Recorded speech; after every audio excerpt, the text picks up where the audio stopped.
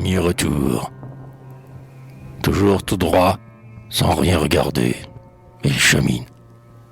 Les paysans hargneux de coin les examinent, et les enfants poltrons se mettent sur un rang pour les voir, car ces gueux n'ont pas l'air assurants. Et pourtant ils ne sont que trois, ces troubles fêtes. Et le plus vieux des trois, celui qui marche en tête, n'a pas de raison. Mais comme ils sont fauves, hagards, une implacable horreur habite leur regard. On sent qu'ils ont souffert, jeûné, veillé.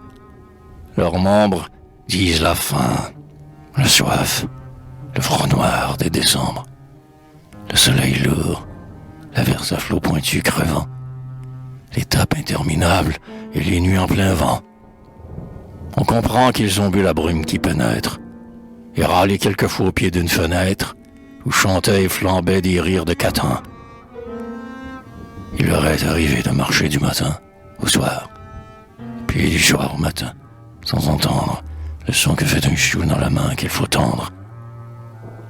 Il leur est arrivé, le ventre creux, de voir des gens repus qui leur refusaient du pain noir.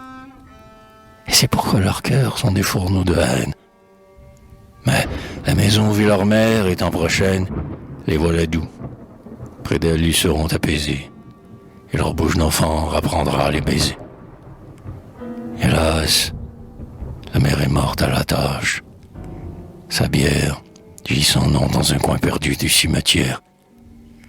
Ils ne trouveront pas, ce soir, à leur retour, pour consoler leur jeûne amer, le pain d'amour. Et demain, il faudra repartir par les routes, et mendier encore, et se nourrir des croûtes, des restes, des vieux os que l'on dispute aux chiens. Mais les chers innocents, du coup, sont des vauriens. Ils ne pleureront pas, car l'orgueil les commande, et l'enfant de 12 ans devient un chef de bande.